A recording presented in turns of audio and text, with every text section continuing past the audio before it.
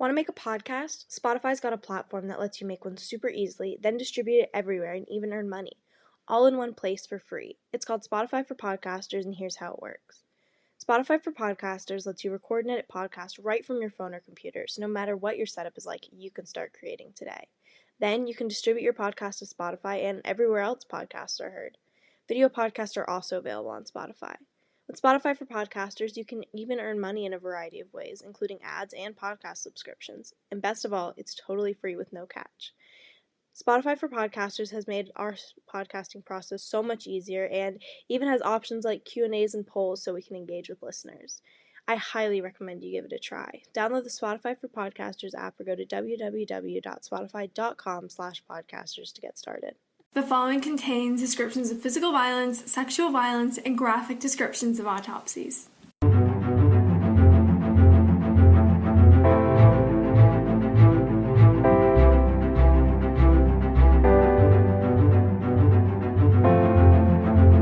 Hey listeners, welcome to episode 55 of TGIC Podcast. I'm Jillian. And I'm Izzy. So today we're recording our last official episode of the summer. So sad. Actually, I'm kind of sad. I am too. Like, I could do another episode, but we're going to be out of town for so long. Yeah. And, it's the last week of summer. Exactly. So we just gotta do it. Yeah, this is it. But, we'll be on a break until the beginning of August, but I actually don't think that really messes up the schedule No, that it much. really doesn't. I initially thought, I was like, oh, that's so long without a new episode, but I think that's really just a little over 2 weeks. Yeah. Because this is coming out much later than when we're recording it. Yeah. LOL. Anyway, today we are reverting back to murder. Yay. because we haven't done that in a couple weeks. No, we haven't. We've been kind of testing the waters of some other things. So we're just gonna, do a nice little murder case. Yeah. Fun fact, it has taken Jillian and I probably an hour and a half to do this episode. Yeah, do you want to hear? I'll give you a little update of our morning. So basically, we're like, what would be so cute and fun and cool? To go get breakfast before we record. So yeah. we're like, great idea, whatever. Izzy and I were on the phone yesterday when we decided what time Izzy was going to come pick me up to go. Don't ever do this because we were not prepared for the situation that would come. She told me 9:30. I asked what time. We're both up early anyway, and she told me 9:30. So I was like, okay, whatever. So around 9:10, I decided to start getting ready. I put my makeup on, which only takes me 5 minutes, and all of a sudden my doorbell rings. And I'm like, who the fuck is at my house? And I look outside my window and I didn't even see anybody. And so then I go to open the door, and sure enough, Izzy's there. And I'm like, hey. I totally forgot what time. So I was just like, I know it was sometime during 9, the hour of 9. So I'm just going to leave at 9. Yeah. So she was at my house early, which was fine, because then she helped me pick out my outfit and stuff. Yeah, and it was chill. Mm-hmm. But then we drove to get pliables. Which was so good. Yeah, it was really good, actually. Highly recommend. Yes. We took some pictures, and then we sat in the car and looked at the pictures for 30 minutes. And then we drove home. Uh-huh. And then we came back to my house, and I put on pajamas, and we just talked for, a long time. Yeah, we haven't been able to start. The whole process of this morning started, a little after 9. It is currently 11:42. Okay, but anyways, murder time. Yeah, murder time. Okay, so today we're going to be covering the McStay family murders. So I'll get started with some background. Joseph McStay was 40 and his wife Summer McStay was 43 at the time of their disappearance. They had 2 children together. One was named Joseph Jr., he was 3 years old, and Gianni, who was 4. I think I actually used to know someone when I was younger whose name was Gianni. Seriously? Fun fact of the day. One of my old neighbors. Okay, anyway. So, in, the stereotypical sense, I guess, they were considered a very picture-perfect family. Mm-hmm. They had just moved into a new house in Fallbrook, California, which is a suburb of San Diego. I've always wanted to go to San Diego. I love San Diego. See, I've never been. I heard the weather's nice. I think you would love pretty. it. I can see you in San Diego. I would love to go to school in San Diego. Anyway, no, this isn't about me. This is about a murder. Anyway, they also had 2 doggies. Yeah, they had 2 puppers. Everyone attested to the fact that they were very loving and happy, and because of this, they had really no known enemies or motives that would be against them. Yeah. Joseph was an entrepreneur, and he owned a company called Earth Inspired Products, which made indoor waterfalls. That was their thing. It's so specific. I can't get over how specific it is. Indoor waterfalls. Yeah. That is like, I think there's only a market for that on the West Coast. Yeah, because I've never been into someone's home who had an indoor waterfall. No. Can't say that I have. But that's cool. Yeah. You know, slay.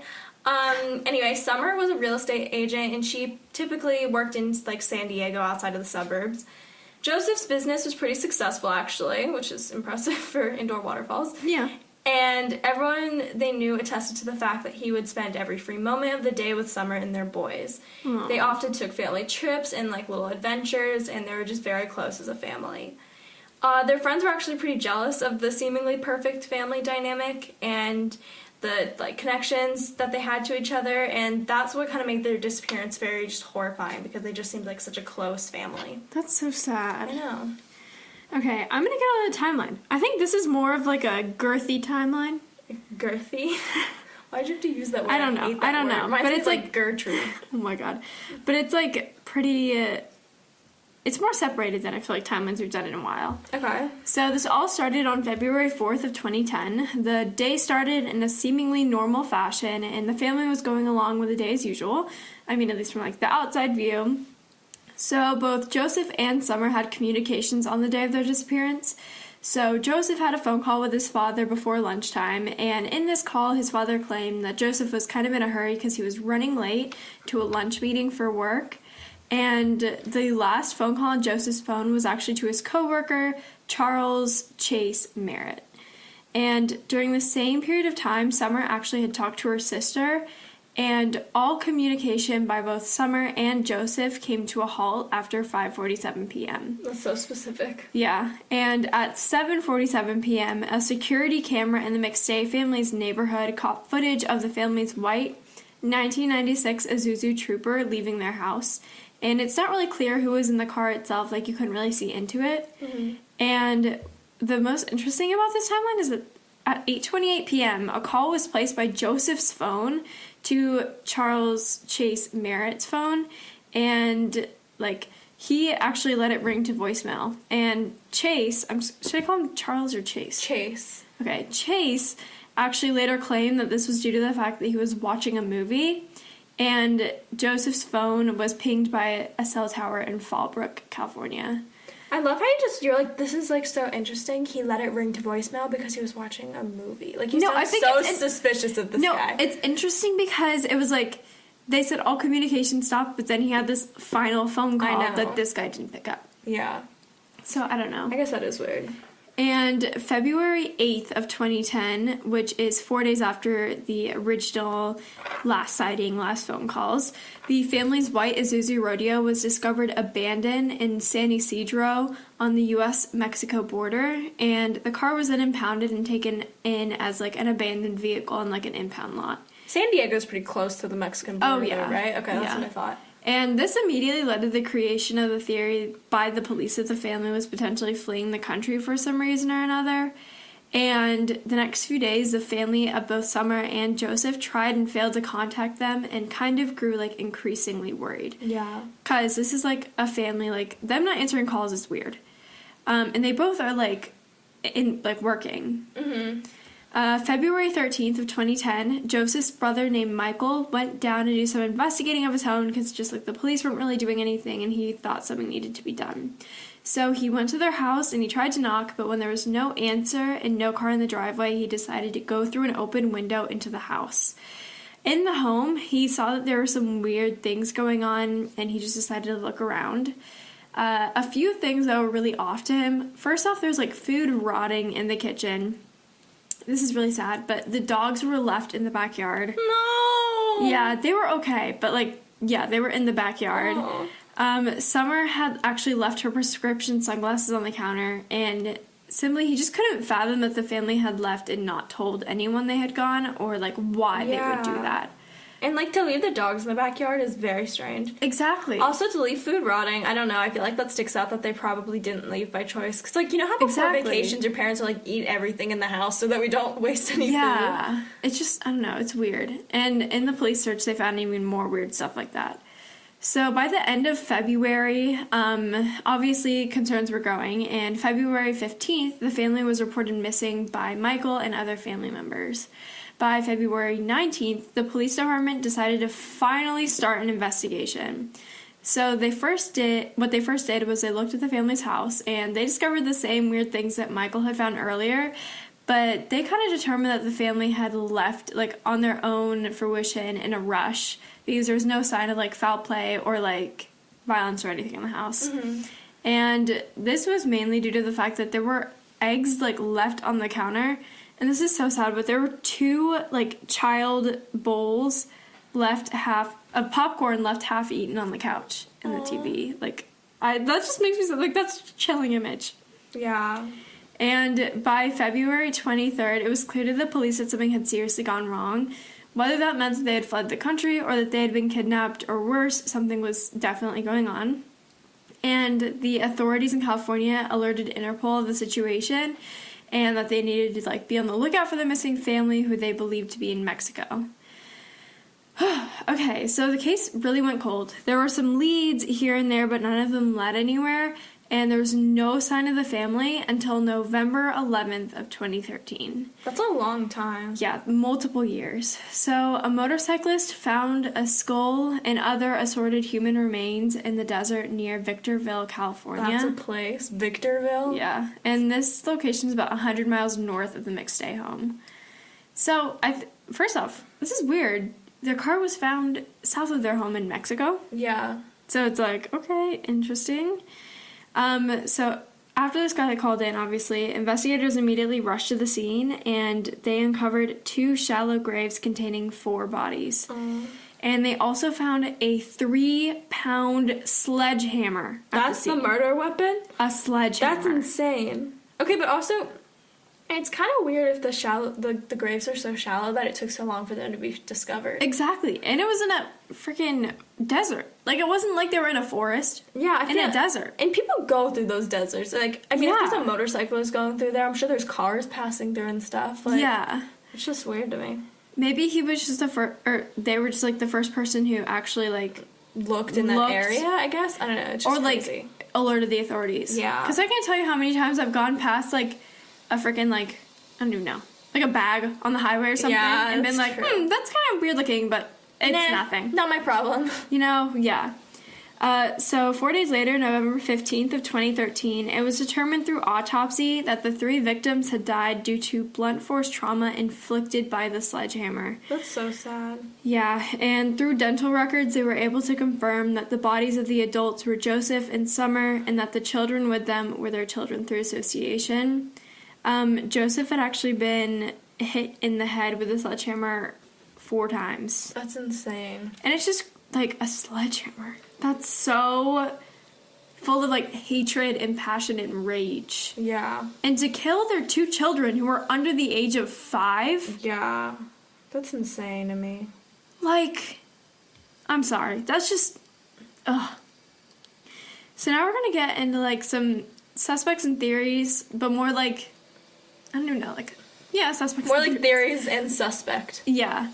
So there were, like, obviously assorted theories to go along with this case because they were missing for 3 years before they were found. Mm-hmm. So let's just kind of, like, kick it off by going over a few of them. So first off, the theory that was, like, most prominent was that they left the country to Mexico on their own accord. And, I mean, this theory kind of makes sense. Like, if you discount the bodies, like, before, like, this theory would make sense before they found the bodies. Yeah. So basically it's just that the family fled the country, and because of their location in California and the fact that their kids were so little, it's plausible. And also they discovered, like, looking at browser history and stuff in the family's home, like, research histories relating to Spanish lessons for kids, and also, like how to get passports for little kids. So maybe they wanted to go on vacation. Yeah, maybe they wanted to go to vacation to Mexico or another Spanish. I don't know. That's, like, far-reaching for me. Yeah, but, like, people pointed to that saying, they must have. This is, like, all the evidence we need. I've definitely Googled Spanish lessons before because I suck at Spanish. This doesn't mean I'm running away to Mexico. Literally. And also, like, some people just want their kids to speak more than one language. Yeah. Anyways. So, especially since their car was found in Mexico, it was believed that this was their intention. And also, apparently, there were, like, a lot of unconfirmed sightings in Mexico of the family. But we know that this is bull, and this could because they were not alive in Mexico at any point. Yeah, exactly. And also, I mean, no offense, they don't really stand out. Like, I feel like so many families of 4 look like them. You know what I mean? Yeah, that's true. Like, it's, like, you see a woman with dark hair and a guy with brown hair and 2 little kids. Yeah, fair point. Fair point. And it's also kind of important to mention that Summer and Joseph had about $100,000 in their bank account, and it was totally untouched after their disappearance. And also, no money was withdrawn. No money was withdrawn. That would point to them, like, cashing out to get money to go, like, well, if you need to live in Mexico, I feel like you need some money. You can't just leave that in your bank account. Yeah. So, yeah, this theory's a no from me. And there was also this, like, really loosely based theory that, like, did way more harm than good.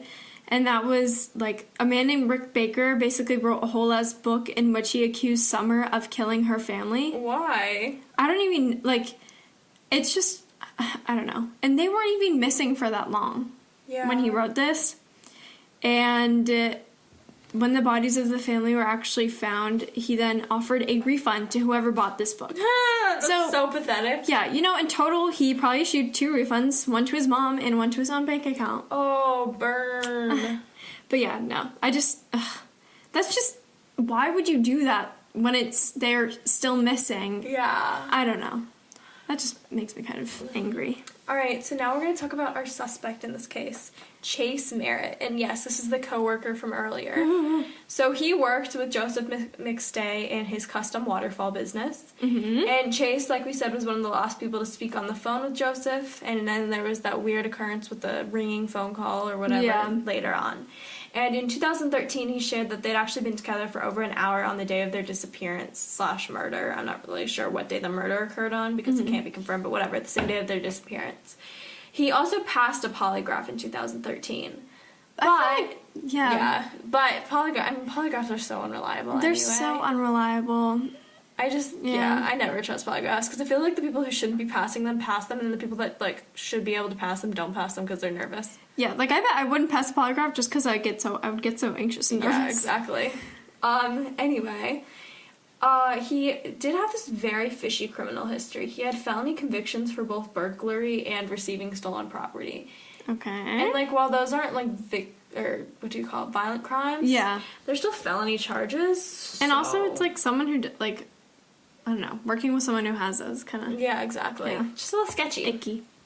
Then, in January of 2014, he actually suggested that he might write a book about the McStay family. Which I feel like is odd that so many people just wanted to write a book about this family. Yeah, what? Like, let them be. Let them be. Anyway, he was like, I think I might write a book saying that Summer had, like, anger issues, which caused an unexplained illness in Joseph. This whole thing is so weird for me to follow. No. And Joseph's family actually said, they were like, yeah, Joseph had an illness, but Summer was, like, a bit possessive, but obviously the two had no correlation to each other.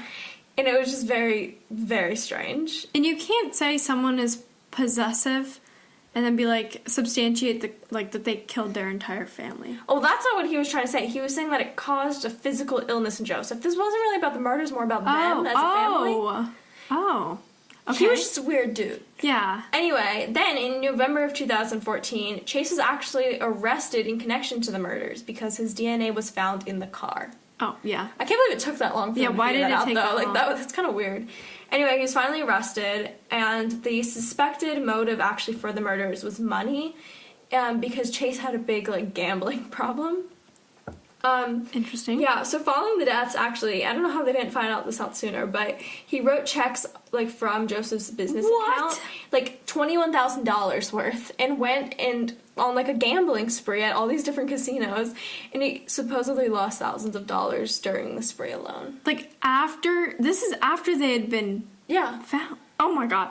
That's just, like, like, even if he didn't murder them... Oh, no, he did murder them. He's still a piece of shit. Most definitely murdered them. Yeah. His trial was delayed several times because he continued to fire his attorneys and try to represent himself. Oh my god. He actually went through 5 attorneys by 2016. Oh my god. So this dude is just a wacky, wacky person and also a violent murderer. Yeah. he was finally convicted in 2019 for the murder of the McStay family, and he was sentenced to the death penalty, and he was actually sentenced to death in January of 2020.